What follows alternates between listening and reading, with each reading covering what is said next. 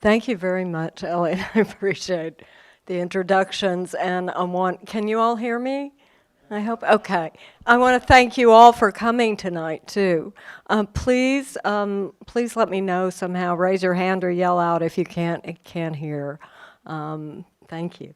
And I want to also add my own thanks to Cheryl Brutvan, who's been a wonderful curatorial colleague here at the Norton. So thank you very much, Cheryl, and thanks to your team, including Rachel Gustafson and Jennifer Laffick, as well as all the Norton team, including Kate.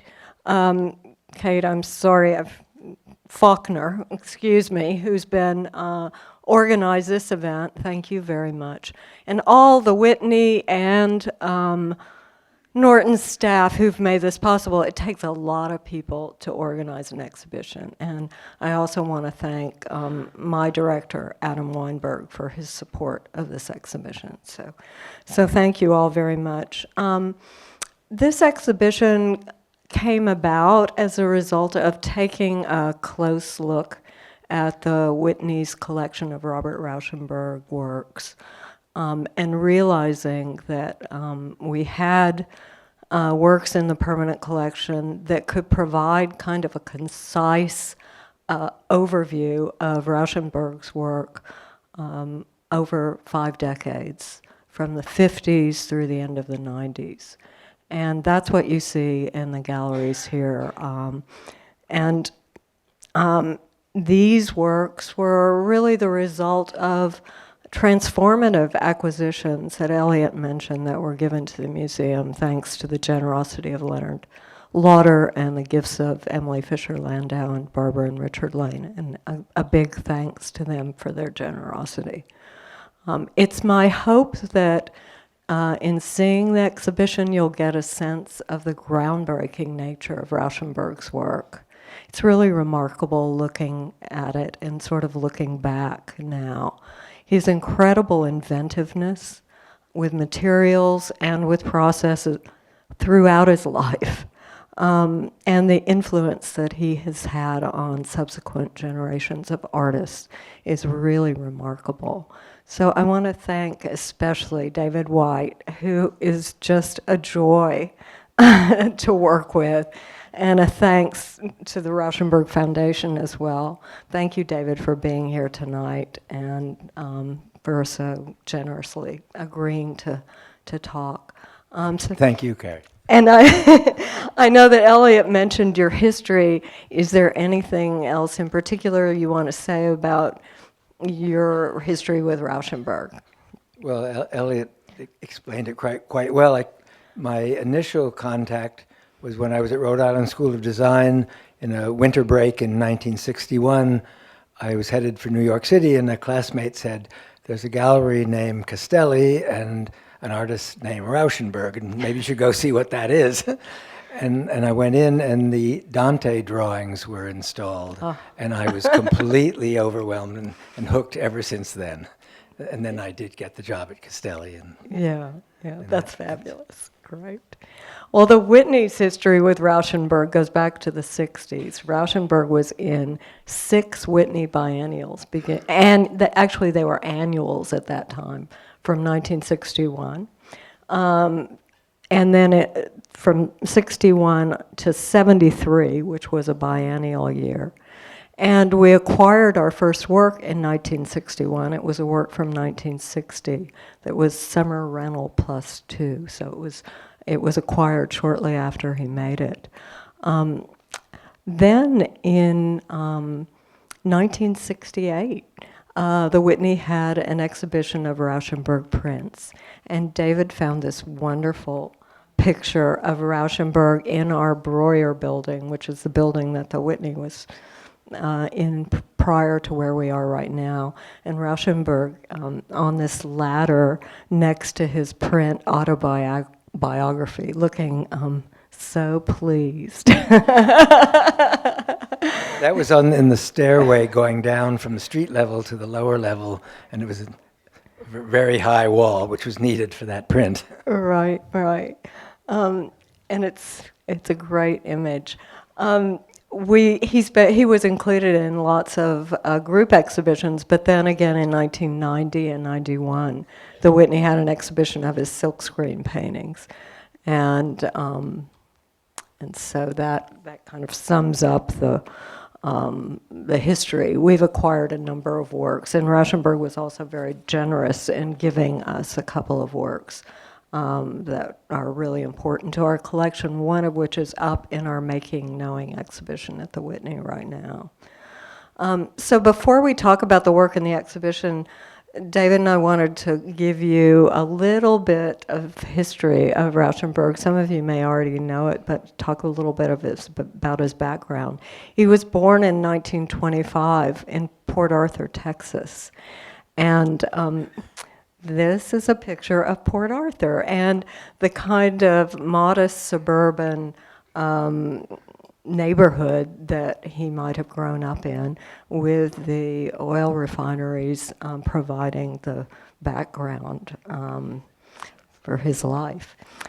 He lived there with his mother and father and his sister Janet, is that correct? And we have this great picture of him there. He grew up there and then enrolled in the University of Texas at Austin in the School of Pharmacy. And he was there for 6 months, and I read that he left after refusing to dissect a frog. That's what I've heard as well. He loved animals and had pets and didn't want to do that. But after that, he was drafted. And sent to boot camp, and then stationed in San Diego, California. Right. Correct? And so this picture is from the Huntington Library and Garden in San Diego. And when Bob was on furlough, he went there, and in the museum he saw his paintings, Pinky and Blue Boy, images he knew only from playing cards. And so seeing the actual paintings, he thought, wow, one can be an artist. I could be an artist. His mother had said art was not part of their world, even though Bob made drawings from very early on in his life. Amazing.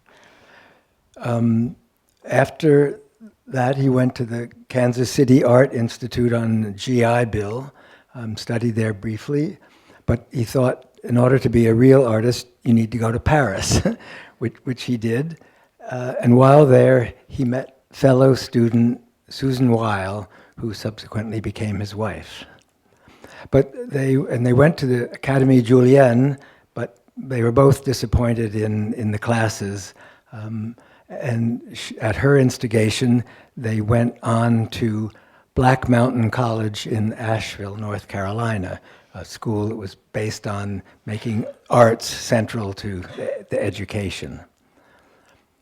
And while he was there, he met many of the people that became important friends and influences throughout his life. On the left, we see a picture of Bob with Merce Cunningham and John Cage. Merce Cunningham founded the Merce Cunningham Dance Company, and Rauschenberg was the art director for the company for many years. And on the right is a picture taken by Rauschenberg of Cy Twombly. They had met earlier at Art Students League, and Bob convinced Cy to come back to Black Mountain on his second trip to Black Mountain. Sue and Bob had a son, Christopher, but the struggles of a marriage and child rearing were a bit overwhelming for Bob, and the marriage was not going well. So Sue and Christopher went back to New York when Bob stayed on. He and Cy subsequently traveled to Italy and North Africa and made many arts. And this photograph was taken in Rome at the Campidoglio. And I find it interesting, one of the things that seemed to catch Bob's eye repeatedly was very exaggerated changes in scale. You see the enormous hand of the antiquity, and it's and size hands are very clearly visible when he's standing in profile next to the antique hand. So there are certain motifs or themes that seem to catch Rauschenberg's eye repeatedly, in addition to the change of scale, and I thought I might mention a couple of them, just interesting to keep in mind when we're looking at the images. Certainly, symmetry was something that came up repeatedly. There was reversals, repetition, doubling, interest in movement of all kind, mechanical movement of buses, trains, bicycles, planes, and movement of people, sports figures, and dancers, and even pedestrian movement of people on the streets. Other things that seemed to repeatedly catch his eye were quotidian household objects, clocks, numerals, letters. One thing that is a constant, or almost a constant throughout the work, is both revealing and concealing, seemingly at the same time. Right. So those are all kind of interesting to look at. I also want to mention the image on your right is a photograph that Rauschenberg took, and when he was at Black Mountain College, he studied photography, and photography was an important part of his practice from very much on. So. In fact, when he was at Black Mountain, he was debating whether to concentrate on photography or on painting, and he decided on painting, but photography, as you say, became the foundation for his art making. In fact, what he called his first mature drawing is on a piece of fabric that's stretched. So it was from the very beginning right up until the end. It was always important to him. Another person very important in Rauschenberg's life is Jasper Johns, seen here together in the Johns' Pearl Street studio. A number of times they had studios on different floors of the same buildings in Fulton Street as well, and they daily looked at each other's works and criticized the works and encouraged one another. There are the two names that you hear most often connected with the bridge from abstract expressionism to pop art, and they were neither abstract expressionists nor pop artists, but they introduced everyday objects into the paintings. Right. Jasper said at one point that he thought Bob was the person that had introduced the most new things to art since Picasso. Yeah, that's great. So in 1949, Rauschenberg moved to New York City, and he married Susan Weil in 1950. And it was in 1952 that he took his work to Betty Parsons' gallery. Betty Parsons had probably the most prestigious gallery in New York at that time. She was showing artists like Jackson Pollock, Mark Rothko, Clifford Still, Barnett Newman. These were the avant-garde artists of the time, and these were people that Rauschenberg was looking at. And he brought his work to the gallery, and Betty Parsons said, "I'm sorry, but I only look at work on Tuesdays." And he said, "Well, could we pretend it's Tuesday?" And she said, "Well, okay." And so she looked at his work, and then said, "I'm really sorry, but I'm not going to be able to give you a show until the spring." And this was near the end of the year, I think, in the fall. So after being in New York for about a year and a half as a relatively young man, he had his first solo show at Betty Parsons' gallery, and his exhibition history has sort of grown from there. And supposedly he was so excited about Betty's influence that he went home and repainted half the paintings. So when she came shortly thereafter, I think with Clifford Still, to choose works to install, there were a lot of new things to see. But he still had the show. Yeah, thankfully.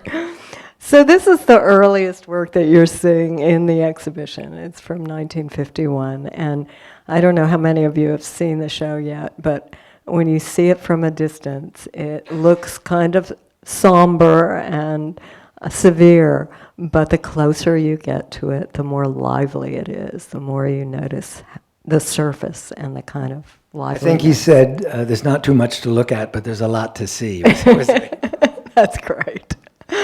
And the image on the right, David, can you tell us what we're looking at there? Well, that's the same painting installed at the Stable Gallery in an exhibition that was a two-man exhibition. That's a Twombly painting to the right of the big four-panel black painting. It's interesting to see that the way it was installed, it sits on the floor rather than hanging with wall space below the painting.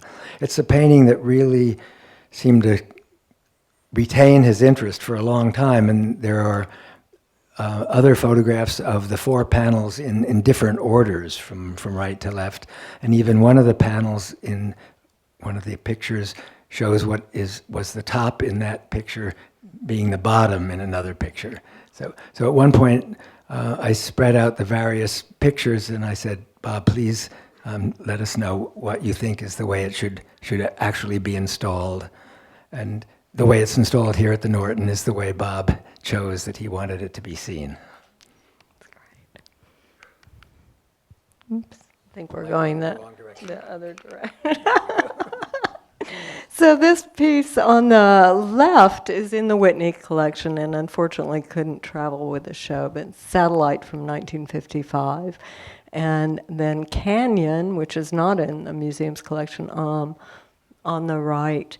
And these look radically different than the black painting. Can you tell us, David, what's going on and what happened with They're radically different, yes.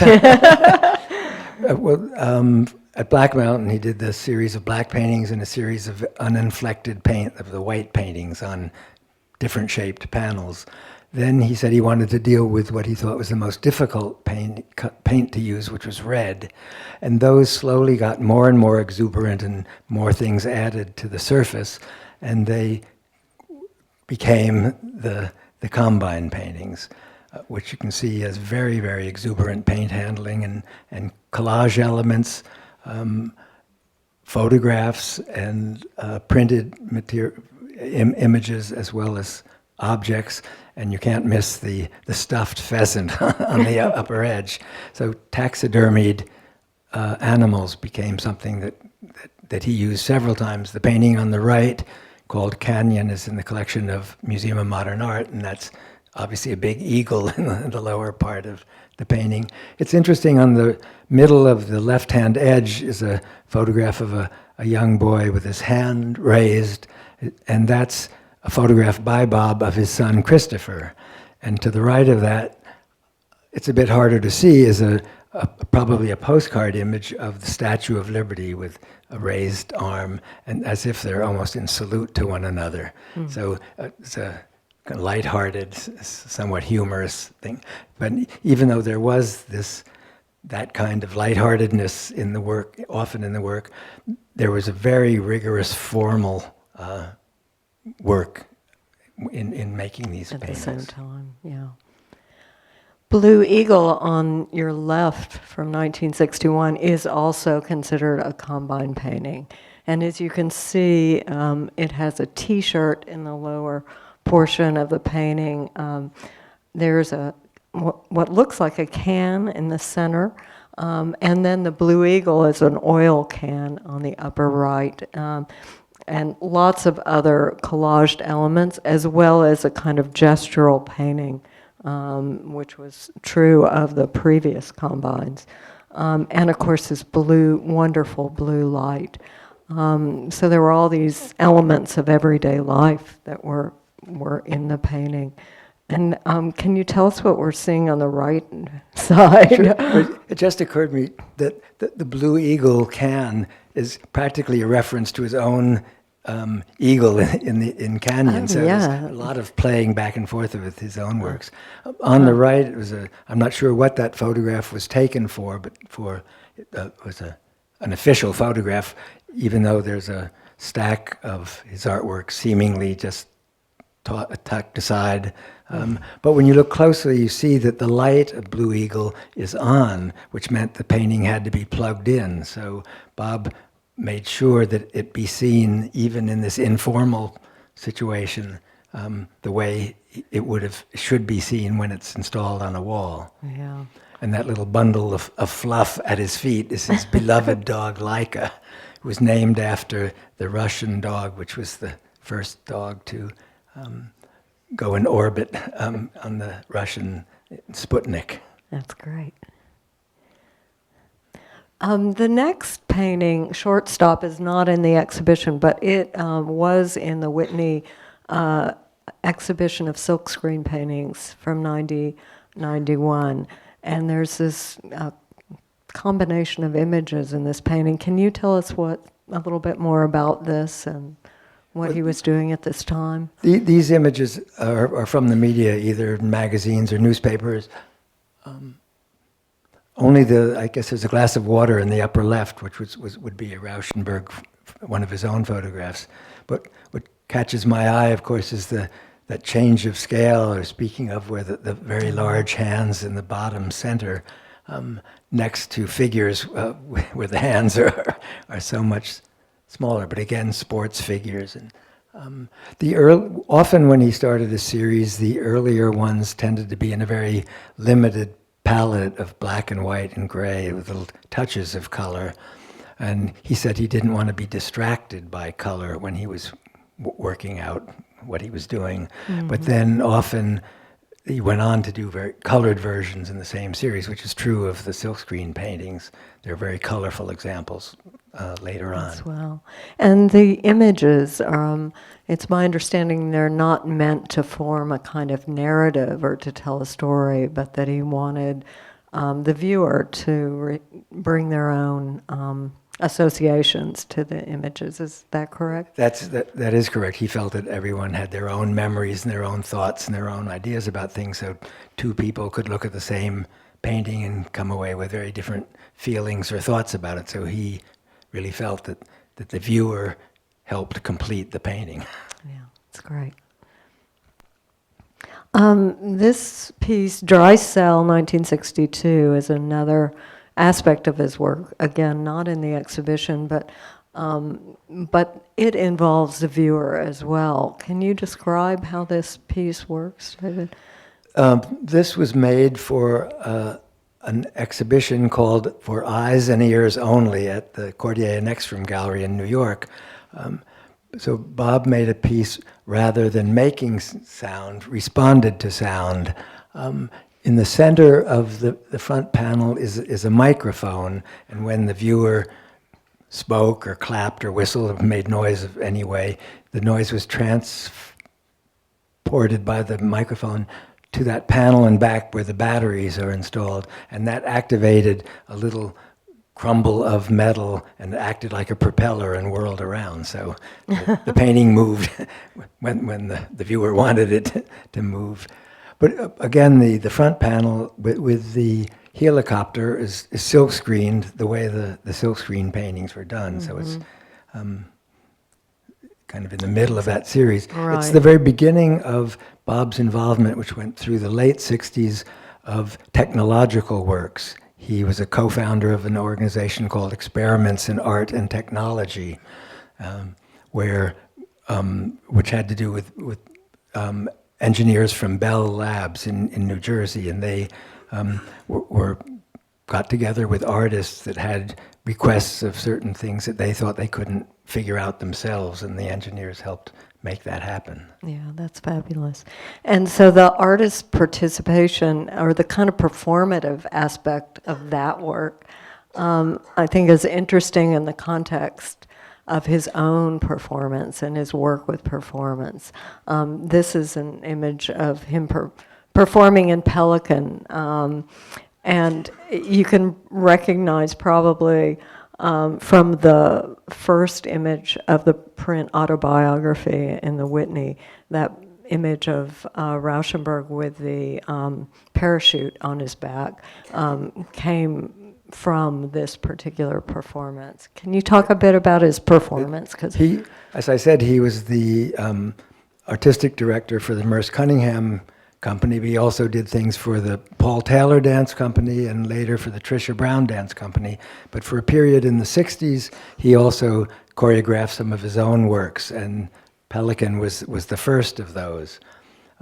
When he was looking for a place to perform, he found out a roller rink became available, and so he thought, why not do them on roller skates?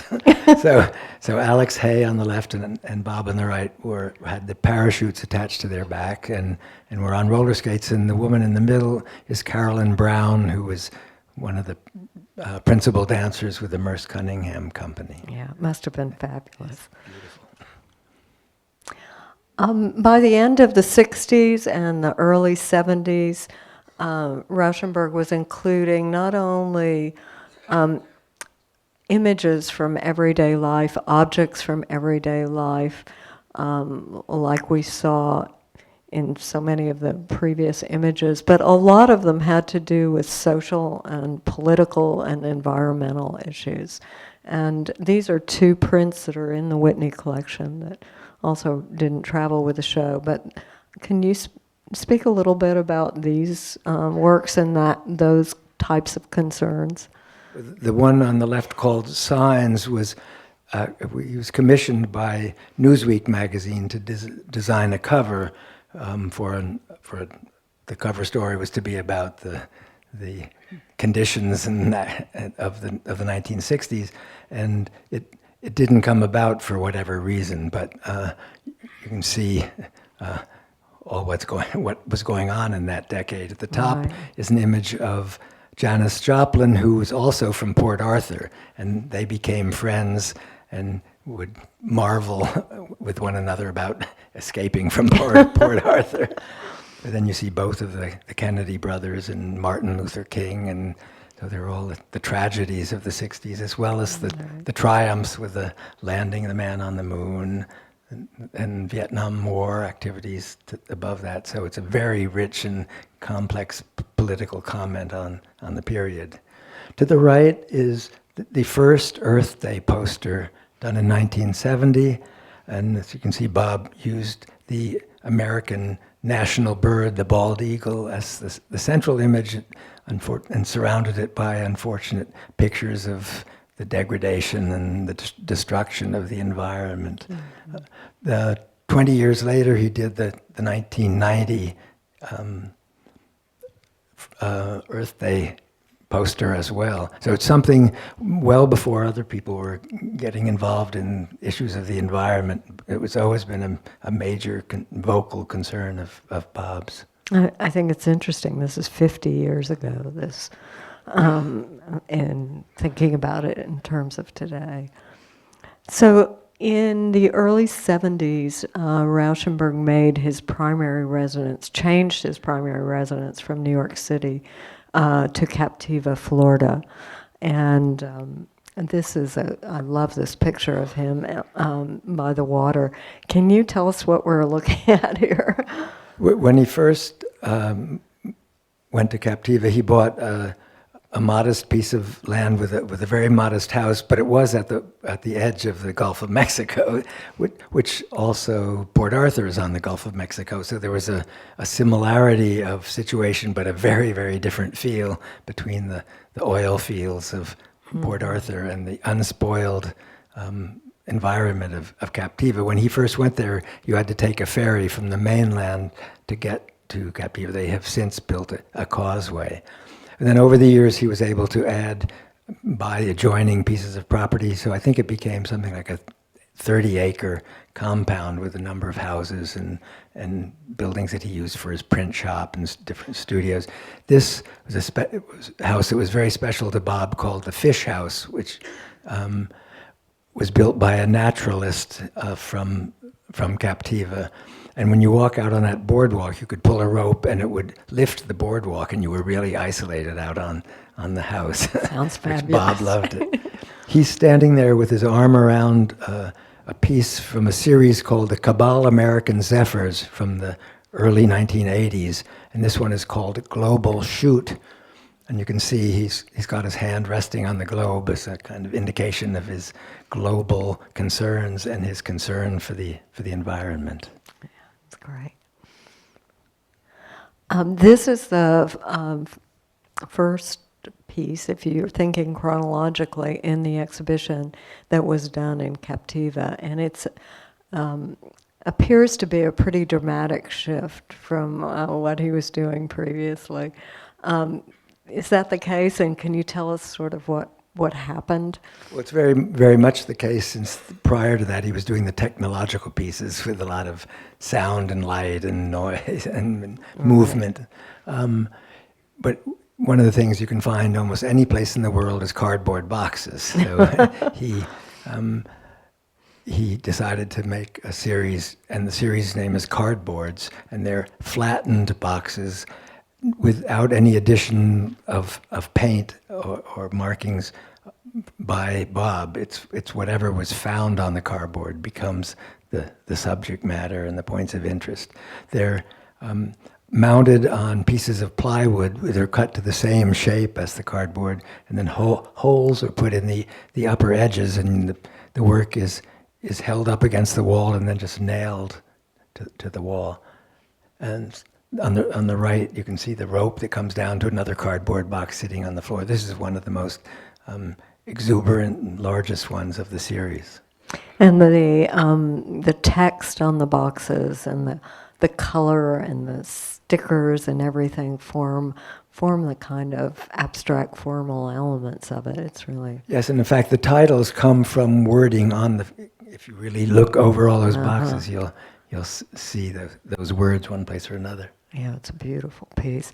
This is kind of an extension in a way, a different series, but also using cardboard. Can you tell us about this as well? The Venetian series followed the cardboards, and often in his work there'd be little looks back to what had preceded it, or hints about what was to come. And so in the upper, on the left-hand side, you certainly see the cardboard box again in a more Baroque way of crumpled rather than flattened.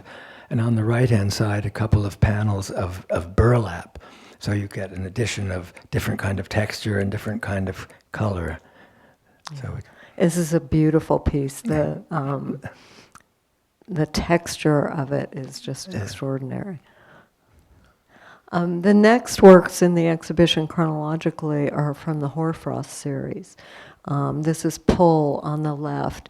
And I saw this great picture on the right, which is a photograph of a performance by the Paul Taylor Dance Company called Images and Reflections. And Rauschenberg has made the sets and costumes for it.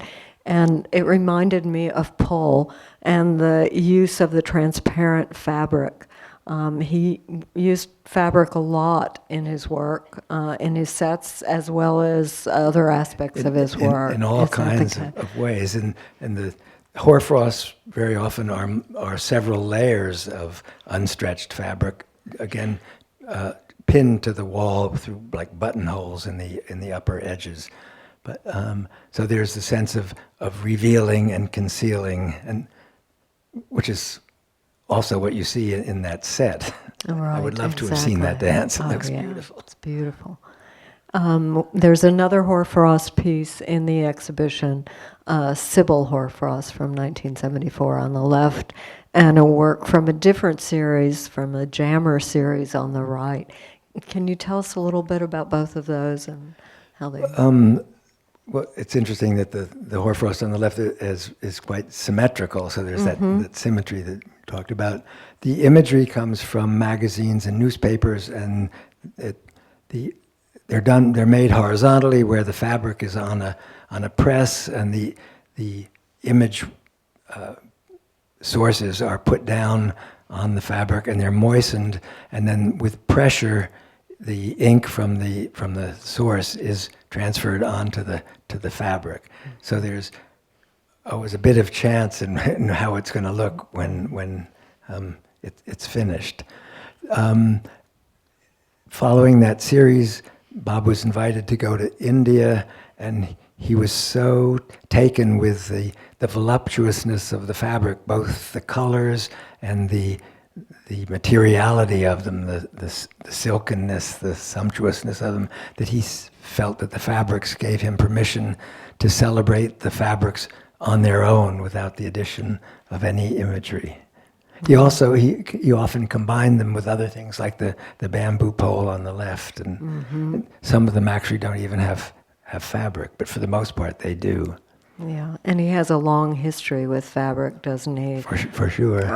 The series name Jammers is reflected. A lot of the individual works are named with nautical titles, frigate, and it also makes. He loved wordplay as well, and you think of jazz musicians jamming, or kids getting into their pajamas, or jammers, or so. He loved all that part of it, of making the art as well. It's a beautiful, almost sublime piece, the two different colors of blue. And there's a delicacy to those Hoarfrost and the Jammer series, the fabric, that is in great contrast to what comes next in the exhibition, which is this piece, Hog Heaven, from his Scale series from 1978.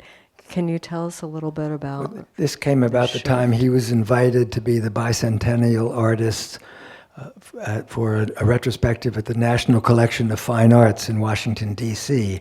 And so his work was, from his entire career, was gathered for the exhibition. It was the first time he'd seen many of his own things that he had made decades earlier. So there's almost a little retrospective feel to this piece. They certainly remind me of the combines with the, again, transferred imagery and a lot of fabric collage, as well as the addition of very large objects, in this case an enormous tire that projects forward. Right. Let's see what our next. The next groups in the exhibition are works done on metal, this nocturnal splash being the first one. Can you tell us about how he got started working on these metal pieces? Well, he organized a world tour to about 10 different countries called the Rauschenberg Overseas Culture Interchange, which he called Rocky. And one of the early countries he went to was Chile. And copper was certainly one of the main things to do with the Chilean economy. And Rauschenberg decided he would make paintings on sheets of copper. In this case, as a complete change from the solvent transfer works that we've been looking at, the imagery is all from his own photographs, and they are silk screened onto the metal surface. And for about a 10-year period, he investigated different kinds of metals. The urban bourbons are on very bright or strong colors. In this case, a very dark color that comes up in the title, nocturnal, obviously.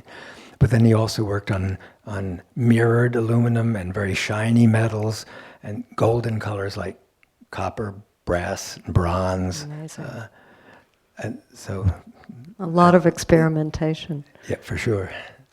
The next piece in the exhibition, which is the most recent acquisition for the Whitney, is this beautiful piece called Manhold House, which is on a brushed aluminum. And this also includes images from his photographs, as well as this. Most of it has become kind of abstract as part of the process that he used, with the exception of this metal milk can. And there's a history to that image, isn't there? It's interesting that on the right is a sculpture of Rauschenberg's, and you can see with his wordplay with the title of it. In the cap of the milk can is attached an old-fashioned alarm clock with a very loud ticking sound to it. But when it's exhibited in a museum, the cap is on, so when you walk past it, you're not sure exactly what you're encountering. slightly comic, slightly threatening, Yeah. a very mysterious object. So it's interesting that Bob chose to use it and use it twice, in fact, Right. in this part as part of the imagery for what the rest is, as you say, quite abstract. There Right. seem to be floral things, as if it's in printed fabric in this case, as opposed to collaged fabric. There, toward the bottom, is an image of a manhole, so I think part of the title comes from that. Yeah. This series, Nightshades, are all quite dark and mysterious, as you would expect from a title, Nightshades. The next work, the next image. Oh, I love this. Can you tell us what we're seeing?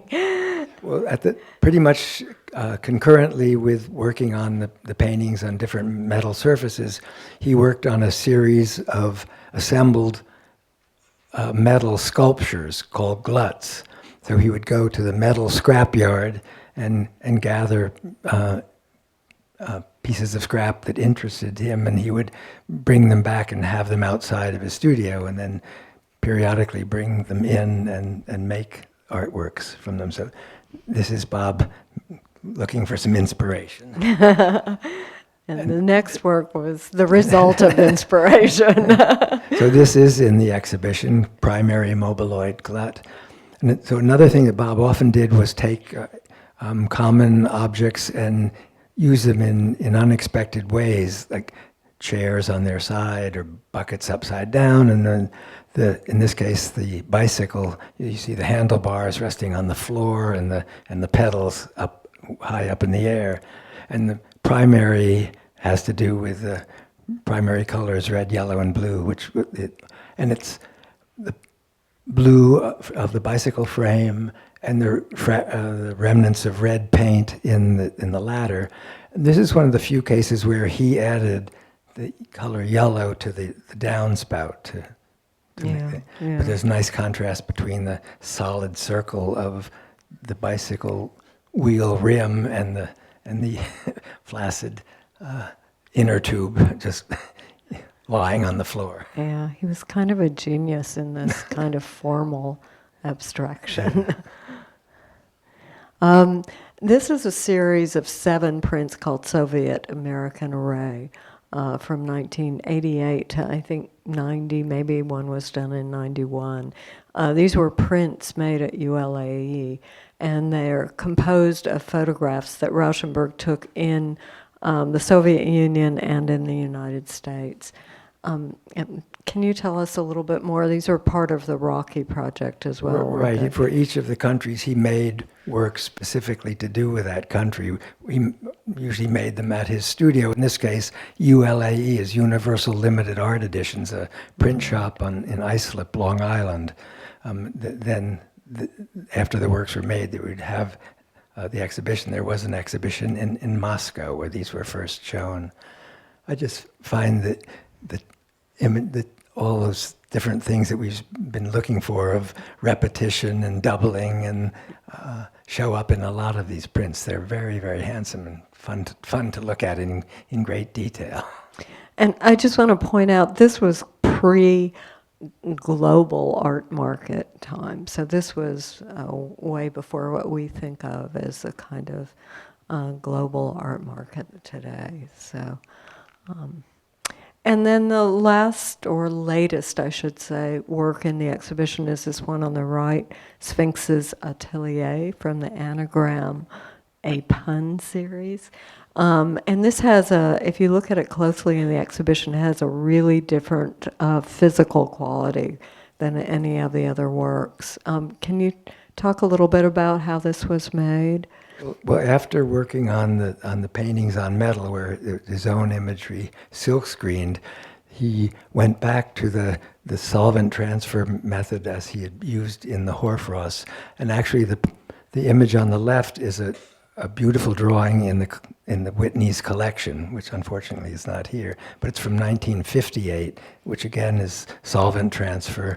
And the pressure of a stylus going back and forth release the ink from the source onto the paper. On the right, it's the same way of making the works, but in this case, the pressure comes from a press these images are from Rauschenberg photographs. Obviously the Sphinx and the pyramids are prominently in the center of the work. All right. And on the left, he was probably using a chemical solvent, and on the right, perhaps some more water-based, more natural materials. It was a water-based thing, so we got rid of the the bad. Got rid of the chemicals. So Rauschenberg continued to work, as I understand it, pretty much until he died in 2008. And he had established a foundation, which you're involved in now. And I wonder if you can just tell us a little bit about what the foundation does currently. Well, the foundation was formed 13 years before Bob died, so he was very involved in what the foundation would be doing.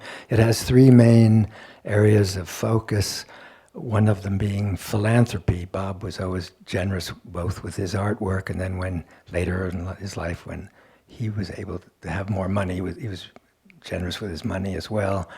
The second is the artist residency. The property in Captiva is a place where artists get invited to go down and for a 5-week period and make their art. And they can work individually or with other people, and there's nothing required as far as a finished product.